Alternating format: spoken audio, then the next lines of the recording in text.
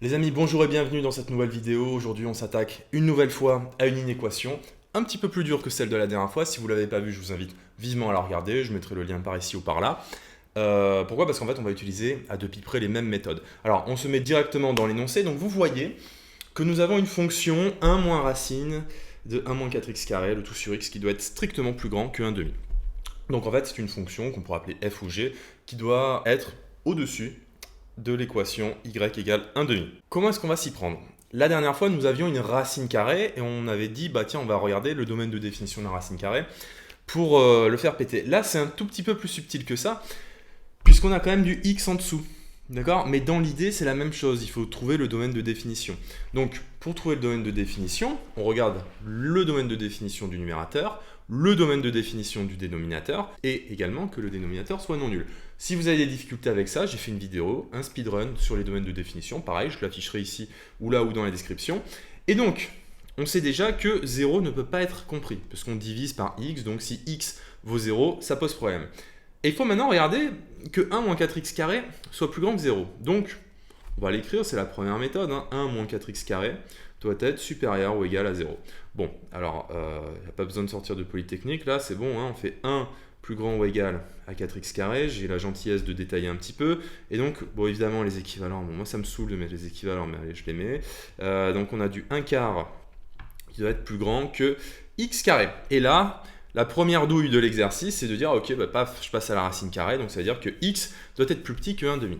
Oui, il doit être plus petit que 1 demi, mais x, il doit surtout être plus grand que moins 1 demi.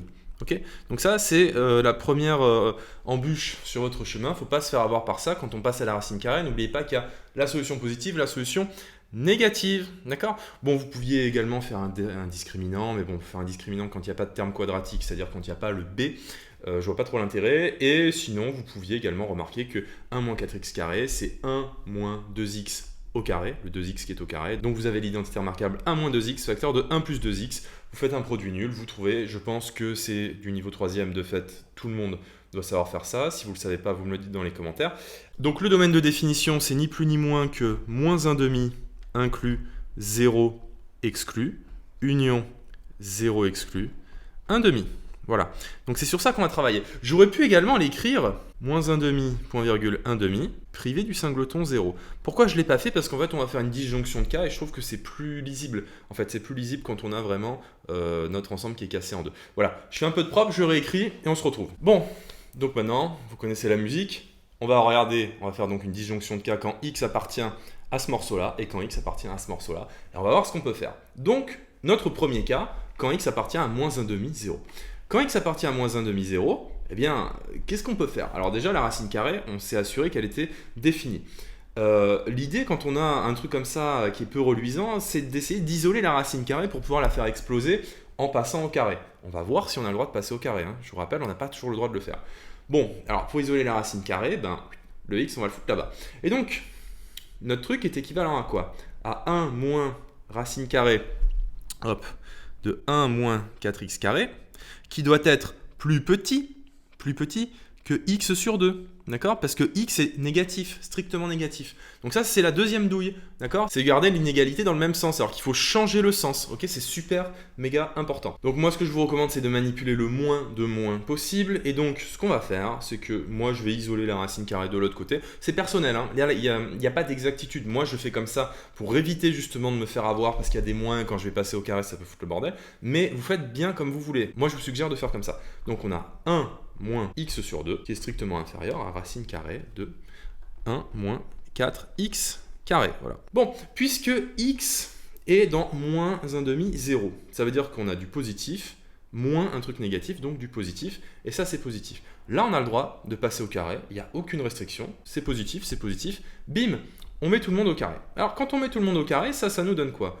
1 au carré, moins 2 fois 1 fois x sur 2, donc moins x, plus x sur 2 au carré, donc plus x carré sur 4, qui doit être strictement inférieur à 1 moins 4x carré. Bon, ok, apparemment, pour l'instant, il n'y a pas de galère. Hop, vous voyez les 1 là, hop là, ça dégage. Bon, et maintenant, ce qu'on va faire, je pense, c'est qu'on va mettre tout le monde du même côté. Voilà, ce sera plus simple. mettre tout le monde du même côté, parce que c'est des polynômes de degré 2, donc il n'y a pas de raison de s'embêter. Donc on a du moins 4x carré moins x carré sur 4, plus x, qui doit être strictement plus grand que 0. Ok, alors ce qu'on va faire simplement, on va peut-être tout multiplier par 4 pour que ce soit plus joli. Donc on a toujours 0, 0 fois 4 ça fait 0. Moins 16x carré moins x carré plus 4x, d'accord. Et là, qu'est-ce qu'on va faire? Eh bien, on a donc, bon allez, aujourd'hui je suis d'humeur, donc allez, moins 17x carré plus 4x, d'accord. Et donc c'est équivalent à quoi? C'est équivalent à 0 qui doit être inférieur à x facteur de moins 17x plus 4. Ok. Bon, alors quand est-ce que ça c'est positif? D'accord? Quand est-ce que ce truc-là est positif? Bah, c'est très simple, on a un polynôme de degré 2 qui est déjà factorisé, mais il faut faire attention au fait que le signe de a est négatif. Donc en fait, on a un polynôme qui passe par 0, et la seconde racine, c'est quoi? La seconde racine, c'est moins 4 sur moins 17, donc 4 17e. Donc elle est comme ça, et donc on a un polynôme qui est concave. Hein, donc je vais essayer de le faire correctement. Voilà, qui ressemble à ça. Donc quand est-ce que c'est strictement positif? Bah, c'est strictement positif ici. Sauf que, attention, ça c'est le problème. Ça c'est entre 0 et 4 17e. Sauf que 0, 4 17e, ça n'appartient pas à moins 1 demi 0. Donc ça c'est le troisième piège de l'exercice. Donc vous voyez ça, on le barre. Alors comme la dernière fois, je le barre, il est toujours dans l'ensemble de définition, mais c'est juste pour dire que ce n'est pas solution. Donc maintenant on va regarder si lui, il est solution. D'accord? Donc je fais un peu de propre et on repart. Bon, maintenant quand x appartient à 0, 1 demi, c'est-à-dire quand x est strictement positif, eh bien on va reprendre notre calcul de tout à l'heure, sauf que quand on va faire passer notre x là-bas, on ne va pas changer le sens de l'inégalité. Donc on a du 1 moins racine carrée de 1 moins 4x carré, qui doit être plus grand que x sur 2. Et ce que je vais faire, je vais gagner du temps, je vais passer le 2 là-bas, d'accord? Donc ça nous fait du 2 moins 2 racines de tout ça. C'est équivalent à quoi? Je fais passer le 2 là-bas, ce 2-là, hein, je le fais passer là-bas, et ensuite on divisera par 2. Donc on va se faire directement en une seule étape que 1 moins 4x carré dans la racine doit être inférieur à x moins 2, le tout divisé par moins 2. Ok? Bon, alors maintenant que x est positif, on va regarder ce que c'est ce truc-là. Parce qu'avant de mettre au carré, je vous rappelle qu'il faut vérifier que ça soit positif et que ça soit positif. En fait, normalement, il faut vérifier que seulement celui-là soit positif pour avoir le droit de mettre au carré, ou sinon vérifier que la valeur absolue de celui-là soit inférieure à la valeur absolue de celui-là. Bon, on va pas faire ça. L'idée, c'est de voir si jamais, parce que peut-être qu'en fait, cette fonction, elle est jamais supérieure à 1,5, donc peut-être qu'il n'y a pas de solution. Peut-être que quel que soit x appartenant à 0 ou 1,5, ça c'est négatif. Et auquel cas on aurait une contradiction parce qu'on aurait un truc positif qui serait plus petit qu'un truc négatif. Donc on va vérifier. Ça c'est quoi? Ça c'est une fonction affine à coefficient directeur décroissant et d'ordonnée à l'origine qui vaut 1. Donc on est comme ça. Quand on est dans 0, 1,5, en fait on est dans cette partie-là. Touc. Et voilà, on est ici. Donc on est positif. Donc on a le droit de mettre au carré. Okay. L'idée c'était juste de vérifier qu'on ne soit pas négatif, sinon il y aurait eu un souci quoi. Donc on y va, on met au carré, allez, sans rouspéter, 1 moins 4x carré, qui doit être plus petit que, donc le moins 1,5 ça va devenir du 1 quart, ok, ça va devenir du 1 quart, qu'on va mettre en facteur, du coup de x carré moins 4x plus 4. Voilà, ok. Donc c'est très bien, c'est très bien. Maintenant qu'on est là, on fait passer notre 1 quart de l'autre côté, donc ça va devenir 1 fois 4, donc 4 moins 16x carré, qui doit être plus petit que x carré moins 4x plus 4. Les 4 à gauche et à droite, on s'en prive pas.